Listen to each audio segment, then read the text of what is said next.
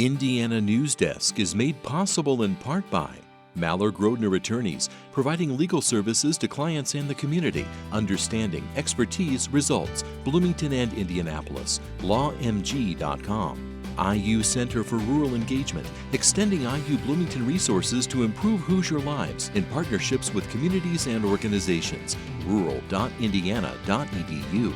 Smithville Fiber Internet Security Solutions and Voice in Southern Indiana. More information at smithville.com. Bunger and Robertson Attorneys at Law, utilizing 75 years of experience, knowledge, and resources to help individuals and families recover in personal injury matters. Information at lawbr.com. And by WTIU members. Thank you. Coming up on Indiana News Desk. As the protest at IU against the war in Gaza stretches into its third week, we take a look at what exactly the protesters want from the university. Protesters also demand the resignation of IU President Pamela Whitten and 2 members of her administration. As universities turn their focus and dollars into STEM and research, departments such as arts and humanities are feeling the effect. It is a national trend, and we just have to, face that fact and work with it as best we can. Enrollment in the English department at IU has dropped by 2/3 over the last decade. And we talk with a political science professor about Tuesday's primary elections and what to expect in the fall. We'll have these stories plus the latest news from across the state right now on Indiana News Desk.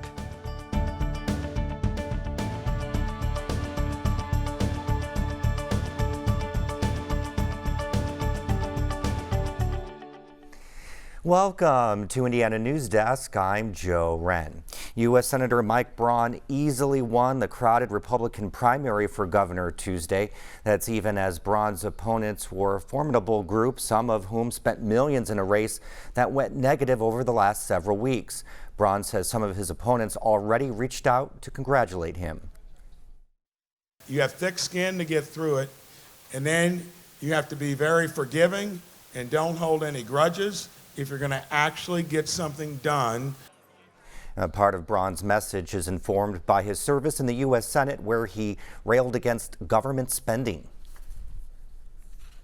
Up to the states to show how we get this country back to where the founders intended it to be. Freedom and opportunity, the 2 most important things. Braun won with just under 40% of the vote. Lieutenant Governor Suzanne Crouch was second with 22%, and businessman Brad Chambers was third with 17%. Now, Braun will face off in November against Democrat Jennifer McCormick and Libertarian Donald Rainwater. Incumbent Bruce Borders will be the Republican nominee for House District 45 after winning a very close race. Borders ended up with 38% of votes, beating Knox County Commissioner Kelly Streeter by less than 300 votes. Former state rep Jeff Ellington received 27% of the vote. The win gives Borders a clear path to a second term. Indiana Democrats didn't hold a primary for the district that covers all of Greene and Sullivan counties, as well as parts of Knox, Davis, and Vigo counties. It's a really good, tired feeling. And it's not just tonight, it's all of the nights that led up to this, all the many nights of door knocking. But I'm grateful. I do praise the Lord for this, and I'm very grateful to my family, the helpers. On the campaign trail, Borders said that his main tasks once he made it to the office would be working on Indiana's Medicaid program, fixing Highway I-70, and focusing on improving reading scores for students throughout the state. We're joined now by Laura Merrifield Wilson, an associate professor of political science at the University of Indianapolis. Welcome to the show, Professor. Thank you for having me. So the governor's race will be between Mike Braun, Jennifer McCormick. Indiana hasn't had a Democratic governor in 2 decades. So how do you see this race playing out? This one will be interesting to watch because Jennifer McCormick herself now is a Democrat. But she was a Republican back in 2016, and she actually won statewide elected office for the superintendent of public instruction in that particular election cycle. Now, our state does tend to be very red. Republicans have dominated, as you mentioned, for quite some time. But what I'm hoping that we'll see in this transition now from the primary to the general is a focus on some of those big statewide issues. So talking about education, talking about rising healthcare costs, talking about infrastructure, and the governor's office is responsible for a number of important policies and programs that come through the state. We didn't get into many of those issues in terms of the primary election, but in this focus between Braun and McCormick, I think we'll be able to delve a little bit more into the differences of the candidates and what they would provide and offer if elected to that office. Okay, so now Braun's U.S. Senate seat is open. Republican Jim Banks was unopposed in the primary. Is it a foregone conclusion that he wins in the fall? We do know that Republicans have an advantage in this state, certainly. But I think Valerie McRae is a really interesting candidate. And of course, she'll be the Democrat who beat Mark Carmichael in the Tuesday primary, but she'll be the Democrat that faces in this race. And I think the thing to consider is the role that money plays. When McRae was running in the primary, she didn't have to spend nearly as much money. And I think that really makes a difference here.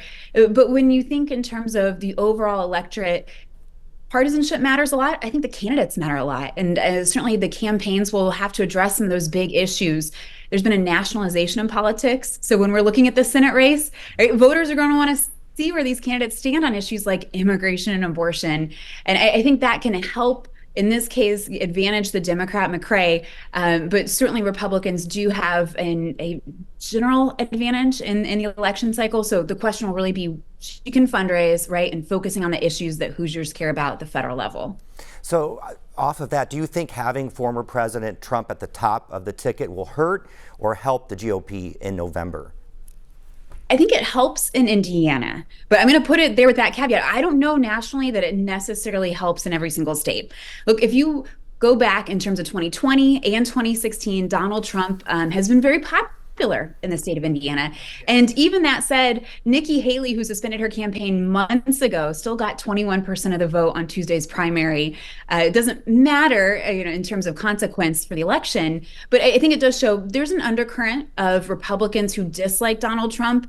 In Indiana, I'm not sure that's a strong enough undercurrent to matter in terms of the elections, but I do think there are some states where Trump being the top of the ticket for Republicans might disadvantage some of the other candidates down ballot. Laura, thank you so much. Appreciate it.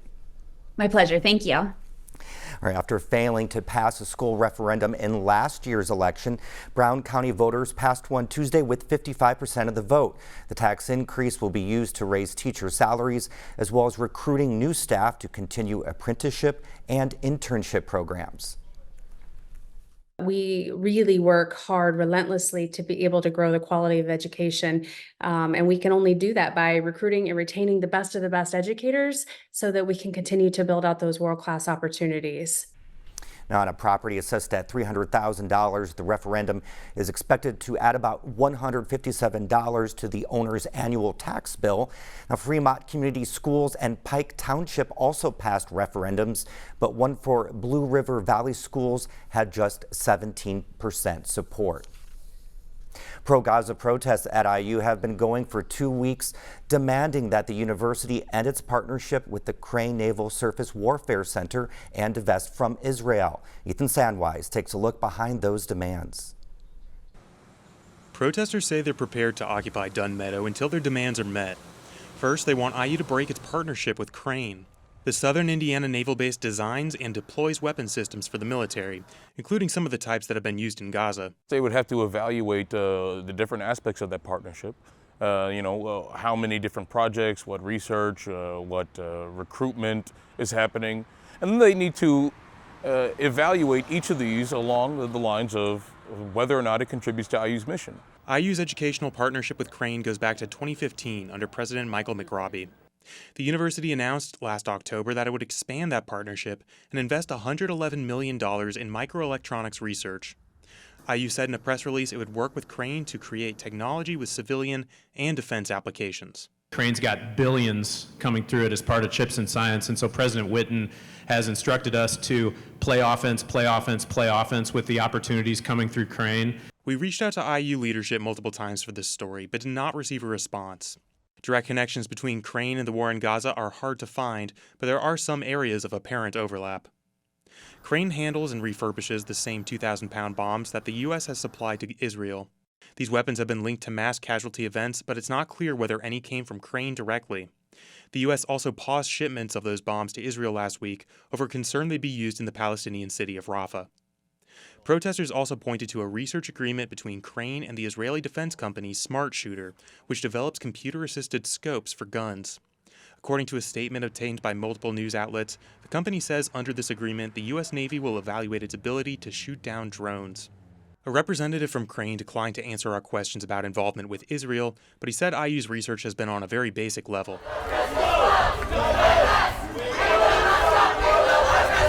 Protesters also want IU to boycott, divest, and sanction the state of Israel. It's related to a global movement called BDS, and Green says it begins with a full accounting of IU's investments. We're hoping that if IU is, seriously committed to transparency and being a place that represents its students and faculty, we will have that information, and then we can evaluate those partnerships as they are discovered. Some institutions are already acceding to these demands. Evergreen State College in Washington agreed to look into its investments and possibly divest, and Brown University plans to bring a vote before its trustees. Supporters of these tactics compare them to boycotts against the apartheid regime in South Africa. Critics say they're anti-Semitic and intended to delegitimize Israel. Everyone together, let me hear you. Israel, high! The group IU Faculty and Staff for Israel urged colleagues in an open letter to keep in mind Indiana's anti-BDS law and IU's own anti-BDS policy. Technically, IU doesn't have one. The group referred us to President Michael McRobbie's 2013 decision to withdraw IU from the American Studies Association because of a BDS resolution, and a 2015 student government resolution declaring BDS a form of bigotry. On the other hand, Indiana does have an anti-BDS law, but its scope is pretty narrow. Passed in 2016, it requires the public retirement system to divest from businesses that boycott Israel. The text of the law says nothing about applying to universities. It only names the Public Employees Retirement Fund and another teacher pension fund, as I recall. Setting aside academic and economic boycotts, some experts say the impact of disinvesting the endowment would be minimal and mainly a moral stance. It would have no effect on Israel. Israel would just get that funding from somewhere else. These are fluid markets, much like a commodity. That's just investments, though. The effects of academic boycotts and boycotts of goods are harder to measure. For Indiana News Desk, I'm Ethan Sandweiss. Protesters' final demand is the resignation or termination of 3 IU administrators, President Pamela Whitten, Provost Arush Shrivastava, and Vice Provost for Faculty and Academic Affairs, Carrie Doherty. Coming up next on Indiana News Desk. Enrollment in the arts and humanities is on the decline as universities funnel more money into STEM and research. And if your boxwood bushes are showing signs of stress, don't be so quick to assume it's because of disease. These stories and more right here on Indiana News Desk. The way humans make sense of the world is through stories. We've got to go ahead and start training to go to Mars. And liftoff. We pay tribute to all who serve and who have served. Civilization is precious. Life is precious. Artists here are making a difference. I'm trying to seek redemption.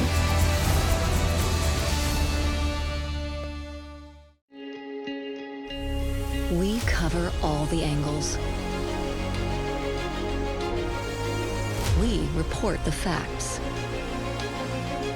We find clarity. PBS is here, delivering the credible, reliable, thoughtful election coverage you need to make informed decisions. PBS, your trusted election source.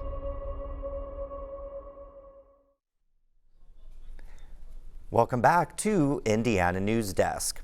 Educators from across the state spoke out against a new literacy endorsement and revised graduation requirements at the State Board of Education Wednesday. Indiana Public Broadcasting's Kirsten Adair reports they say training for the endorsement is burdensome and the new graduation requirements won't help students become well-rounded.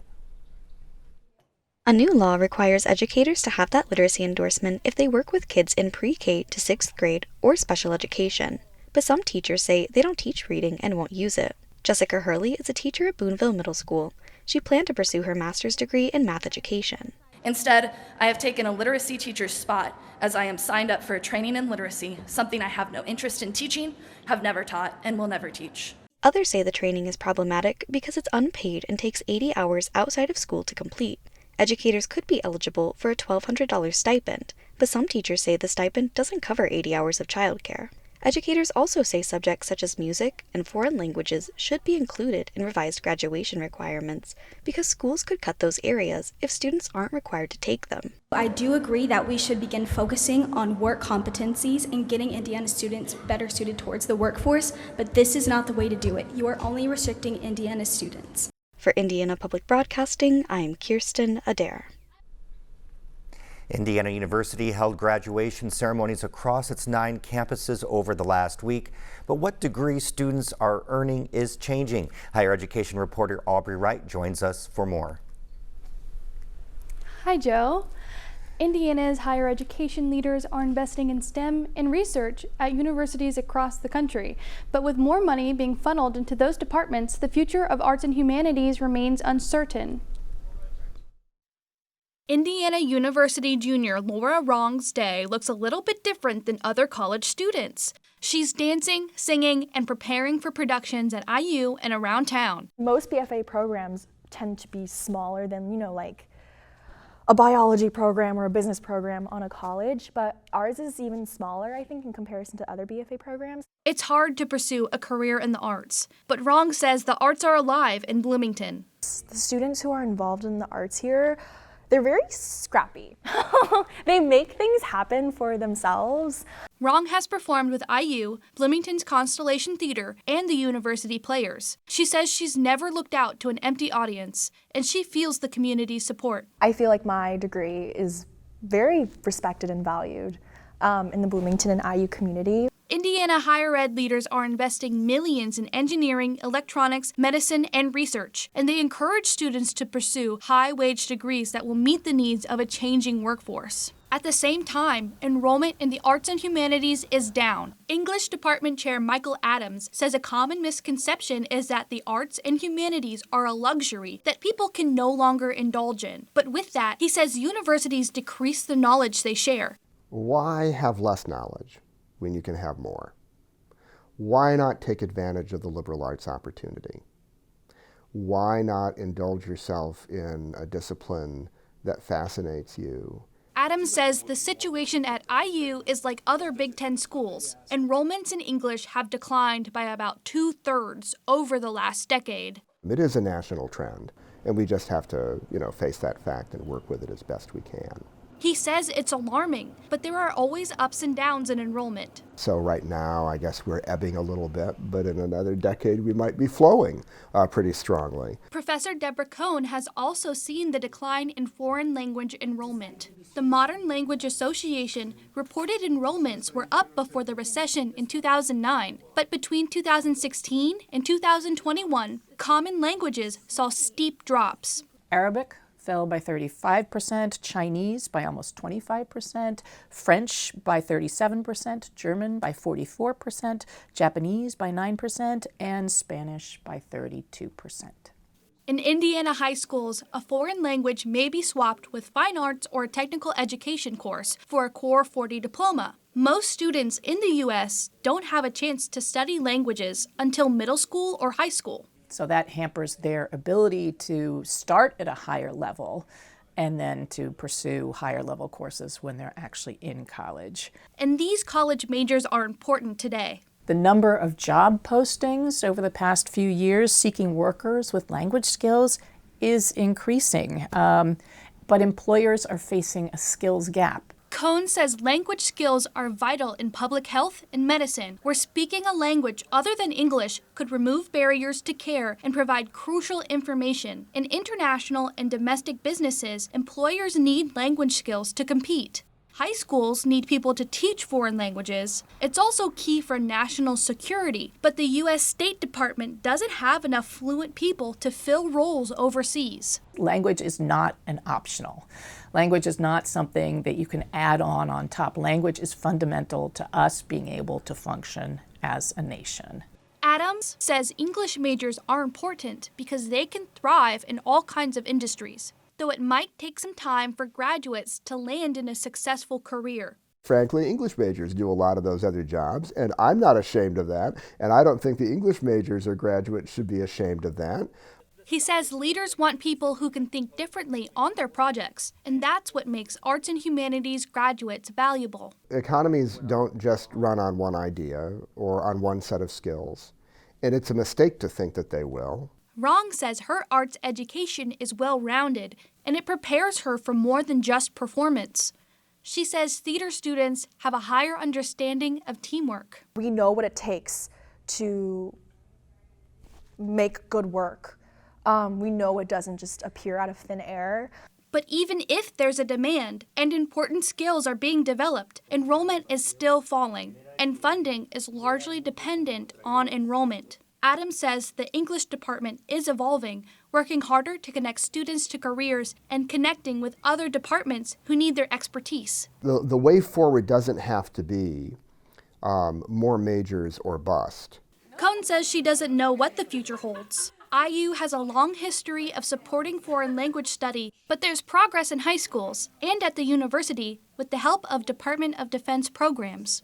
She says languages have value beyond the economy. They open doors, and they are so important to us each individually and to all of us collectively. Rong says some people in theater work hard for years and still face rejection, but she'll probably never leave the industry that she loves. And the fact that so many people and so many of us still choose to pursue this industry and still stay in this industry really, I think, is a testament to our perseverance. More than 19,000 students graduated from Indiana University's system this year. Business and nursing were the two most common degrees. All right, Aubrey, thank you so much. Now, if your boxwood bushes have dry leaves and branches, it's easy to assume they might have a fungal condition called boxwood blight. Yet that's actually most likely not true. Isabella Vesperini has this report.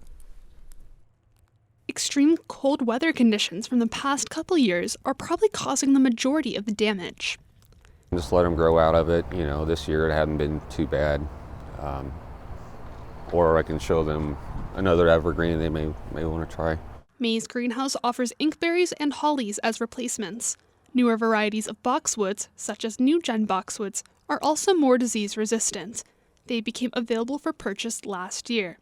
Just stay away from the older varieties of boxwoods. Most of my suppliers have already done away with them. New-gen boxwoods have suffered some damage from the cold weather this spring, but it's still too early to tell how they respond to other potential diseases. Keep things spaced, well irrigated. It mitigates a lot of problems. Boxwood blight is a fungal disease that produces dark spots on leaves and narrow black streaks on the branches. Freezing temperatures can produce similar symptoms, such as dried out and brown spotted leaves. The blight was first reported in the United Kingdom in the 1990s and has spread to boxwoods around the world and in approximately 20 states in the United States. The first case of boxwood blight was found in Indiana in 2018. The blight can spread if your Christmas wreaths and garlands are made of boxwood and are carrying the disease. High humidities, high dews, are times that it can be spread more from plant to plant. Symptoms of boxwood blight include brown leaves and dried out branches. There's another group of fungus diseases that have been around for a number of years that are fairly common on boxwoods. What do they cause? Browning of leaves, tip dieback, twig dieback. So it's very hard visually to tell the difference exactly that it is boxwood blight. Some boxwoods may not even show symptoms of blight if they are well taken care of. If you think your boxwood bush has blight, you can apply fungicides to keep it healthy, clean out the sick branches, or replace it. You shouldn't replace a potentially sick boxwood with another one because the disease can still live and spread in the soil for over 5 years. Pruning out the disease, damaged part, getting rid of that, That includes any leaf drop that has taken.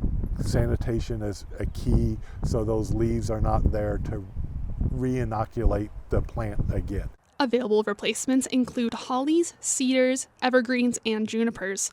Beckert recommends that homeowners water and fertilize their landscape to keep it healthy. Do you see insects? Do you see signs and symptoms of something starting to get a foothold? It's much easier to control any disease, any insect problem by getting a hold of it early. For Indiana News Desk, I'm Isabella Vesperini. Now, if you think your boxwood has contracted blight, you can submit a sample to the Purdue Plant and Pest Diagnostic Laboratory. And if you want to get one last meal at the Irish Lion, you'll need to go soon. The longtime downtown Bloomington restaurant and bar announced it will be going to delivery-only service on or before May 22nd. That building dates back to the late 1880s when it served as a pub and hotel. The current version of the Irish Lion opened in 1982. Well, that's the end of this program, but our work continues online as we cover the news throughout the week at WTIUnews.org. Have a great weekend.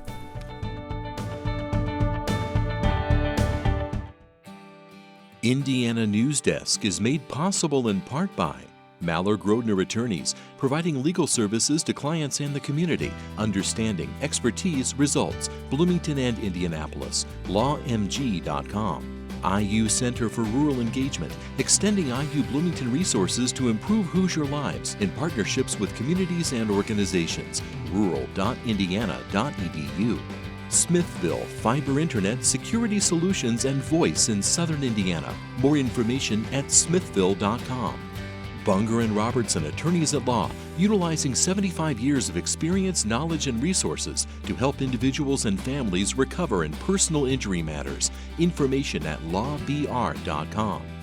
And by WTIU members. Thank you.